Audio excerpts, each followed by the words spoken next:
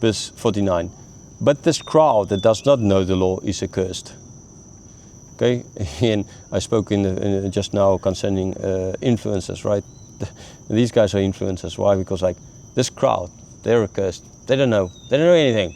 We know. So you soldiers coming and saying, you've never heard people speak like this? Get out of here. We know the truth. You've been deceived. We know the truth. The crowd, the local populace out there, they know nothing.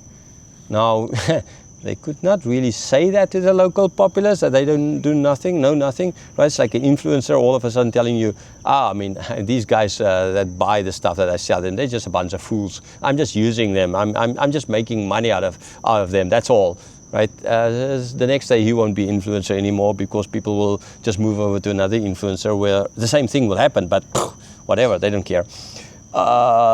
Sheep led to slaughter. Okay, so the Pharisees are like stressing it here, right? These people, they don't know the law. We know the law because we teach the law. They do not know the law. They're accursed. That's all. They're just deceived. They don't know anything.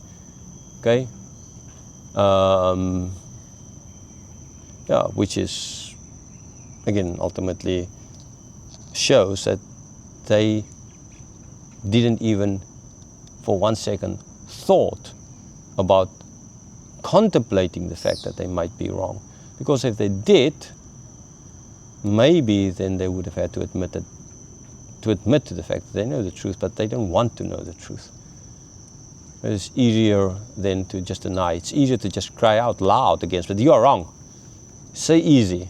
That's what life, well, you lose out on life, and they lost out. They're in hell. So they lost out big time. Verse 15.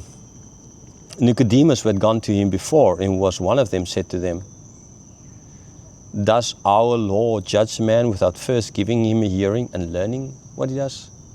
So all of a sudden here you have Nicodemus again, the second mention of him. And it's like speaking out a little bit, like I guess sitting there amongst the guys. I mean, he would have been an influential leader. He could have spoken up strongly, right? Because he is sure a higher leader than the Pharisees would have been. But he's not there yet. Okay, he's still in that, he's maybe just a prophet phase, kind of. He's not he's a Messiah, he's God phase yet. Okay? And so he says, he was one of them. But he does speak up at least. He's not going at night time to Jesus, like trying to hide it. At least here in the light he's now speaking up. So his deeds done in the light is now coming out. He's not so afraid. It's not just dark anymore, from the dark deeds to the light, a little bit. Okay, and so he says, our Lord judge a man without first giving a hearing. Are we not at least kind of first supposed to listen to them? I mean, the soldiers came there with us saying, we've never heard someone speak like this, right? So give us some guidance here. Explain why you want us. Just give us answers, right? And this is what Nicodemus is doing here as well. He's saying, no, our law, which you say you follow the law, you uphold the law, etc., etc., you teach the law, right? Those guys, according to you, they don't know the law, they are accursed, right? This is what they just said in verse 49. And now, but our law as well states that we're supposed to give him a hearing and learn what he does. That's what our law states. And now you are fine with breaking that law. You call the populace accursed because they don't know the law. You know the law. The law states that you need to give him a hearing. You need to listen to him first. And you're not willing to do that? What does that say about you? You are willfully breaking the law. You don't even want to give him a hearing. You are breaking the law. You call them accursed. You are breaking the law. Who are the deceivers ultimately? Jesus over there or you even here?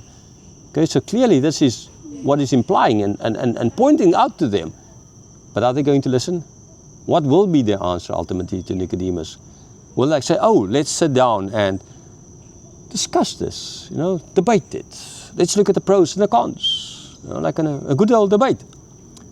Right? No, not. Right? Not. It's like me saying, okay, I've been now here in this botanical gardens or this orchid park or in the orchid park in Singapore, which is the better one. And you have your points, and I have my points. Right? And I don't just say, oh no, you're wrong, and you don't just say, oh no, you're wrong. Okay, we say, okay, here in this orchid park, we see beautiful different kinds of orchids, and it's all free. And you say, well, in the orchid park in Singapore, a lot more different, and there's a cold area, like the mountains where the orchids kind of grow, and so you have different ones, very beautiful. But yes, you kind of need to pay for it. It's not free. And so you have your points, and I have my points. We sit down like civil people and discuss it. But they were not. They were not into discussing this at all. The crowds, they break the law. They don't know the law. They're accursed. We know the law, but the law, you're actually breaking the law. So actually, you are the accursed ones. Okay, pretty simple, actually. But it's just again because they were seeking their own glory. They were not seeking Christ because they didn't want to think about it. Because if they did, they had to change. And that would have meant losing their power, their finances, and everything. And they were not ready. They didn't care about Christ. They only cared about that, about themselves as their gods. Verse 52, John 7, they replied, "Are you from Galilee too? Search and see that no prophet arises from Galilee." So Nicodemus did speak out and say, no, the law actually says that we're supposed to first listen to this guy and at least hear him out, kind of, right, before we judge him.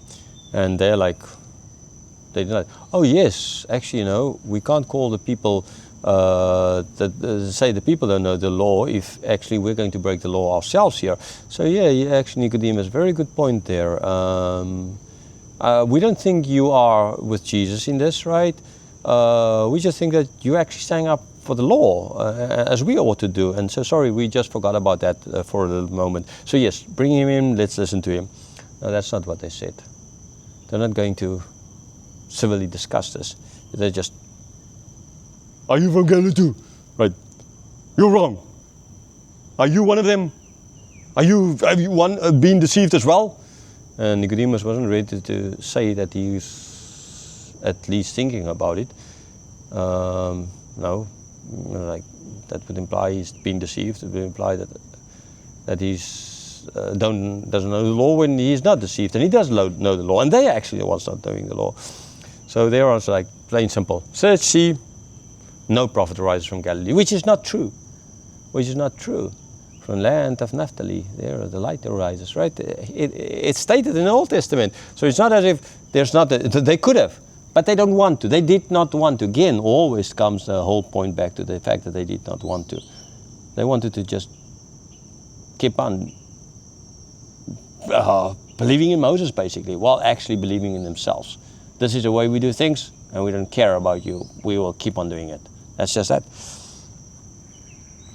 Okay, so verse 53, they went each to his own house. So now, this is introduction, well, not introduction, this is, it's the last verse as in the Bible, kind of, or in this chapter that is, but actually it's not in the earliest manuscripts, the verses 53 to chapter 8, verse 11. In other words, this whole story about them leaving and then the woman caught in adultery being brought to them. So when we get to chapter 8, I think we'll look more at it. So this verse, it could have, not that it could have, it would have happened, right? They would have, after all of this, they were not going to discuss anything like this. They just went home. That's it. They just went home. They couldn't do anything to Jesus.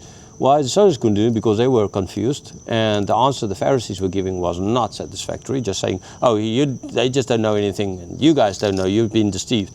Okay, so that was not the answer they were looking for. They were looking for facts. They didn't get any facts. They just were cut off. Even Nicodemus is just cut off.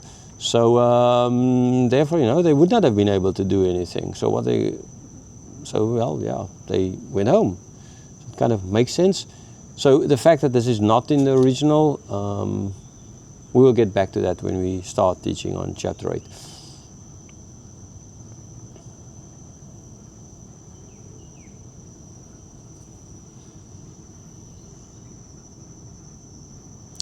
Beautiful orchids, truly beautiful. This one looks like a petunia kind of next to me, but truly beautiful. I don't think I've seen one like this.